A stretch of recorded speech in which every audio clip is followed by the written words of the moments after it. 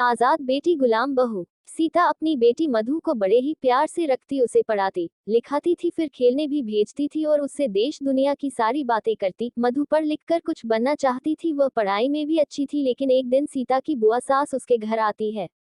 बुआ सास, अरे सीता कहाँ है तू? सीता, अरे बुआ आप कब आई? आइए बैठिए। बुआ सास, ये मत समझना कि मैं कोई खाना खाने या फिर किसी लालच में आई हूँ, मैं तो यह बताने आई हूँ वो पिया नहीं है राधिका की बेटी भाग किस लड़के के साथ।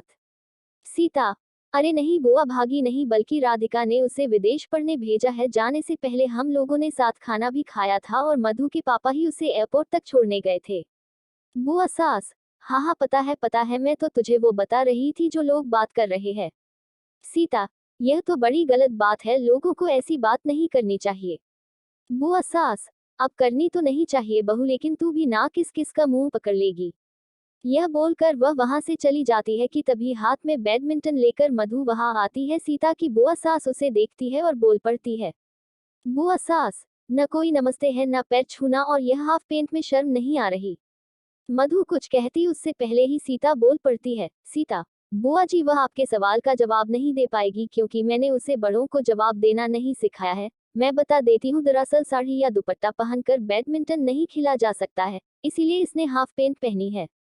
सीता, मधु बेटा नहाकर पढ़ने बैठ जाओ। मधु, जी माँ मैं पढ़ने जा रही हूँ, आज जल्दी सो जाऊंगी क्योंकि कल मेरी एजुकेशन ट्रिप है। यह कहकर वो वहां से चली जाती है। वह सास को बेइज्जती महसूस होती है और वह भी वहां से चली जाती है। लेकिन कुछ दिनों बाद सीता, मधु और मधु के पिता बाजार जाते हैं, जहां फिर से वह बुआ उन लोगों को मिल जाती है। बुआ सास, अरे राकेश कैसा है? आई थी मैं तेरे घर, बताया नहीं क्या सीता ने? राकेश, नहीं बुआ, सीता ने तो कुछ नहीं बताया, क्यों क्या हुआ कुछ खास?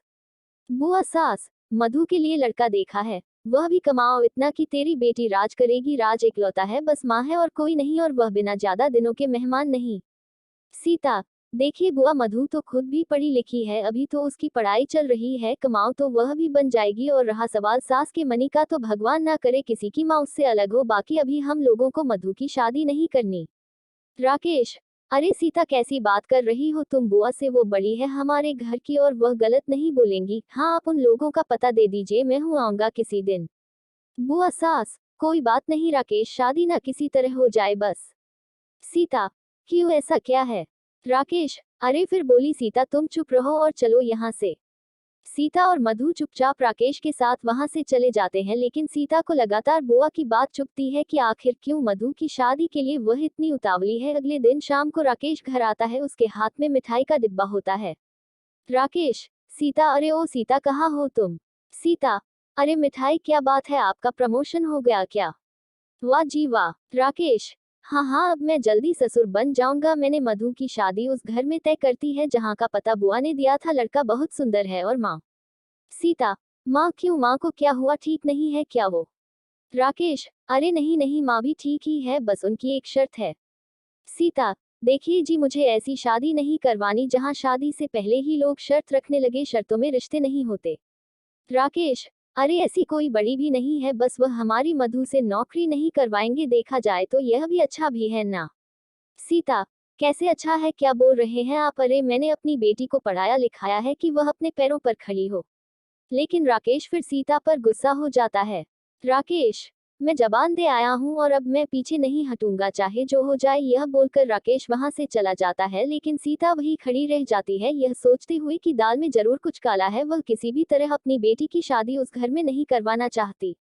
सीता अपने दोस्तों से मिलकर बुआ सास का पीछा करवाती है और उस पर नजर रखवाती है। एक दिन बुआ उस लड़के के घर मिलने जाती है और वहां लड़के की माँ से मिलकर सीता और उसकी बेटी को नीचा दिखाने के लिए प्लान बनती है। यहाँ बात सीता को अपने दोस्तों से पता चल जाती है। एक दिन जब बुआ सीता के घर आती है तब सीता कहती है, सीता, आए बुआ, ये आपकी ही बारे में सोच रही थी, मुझे पता चल गया कि अपने और उस लड़के की माँ ने क्या प्लान बनाया है, आपकी चोरी पकड़ी गई है। बुआ सास, कैसी चोरी, मैं कुछ समझी नहीं। सीता उसे सब बताती है और बुआ को अपनी गलती का एहसास होता है तो वो वहां से चली जाती है। और राकेश भी अपनी गलती का एहसास होता है कि उसने अपनी बेटी की शादी ऐसे घर में तय कर दी थी जिसके बारे में उसे ज्यादा कुछ मालूम नहीं था। अगर मेरी वीडियो पसंद आए तो वीडियो को लाइक करें एंड वीडियो को शेयर करें और कमेंट करें। चैनल पर नए हैं तो चैनल को सब्सक्राइब करें। वीडियो देखने के लिए आप सभी का धन्यवाद।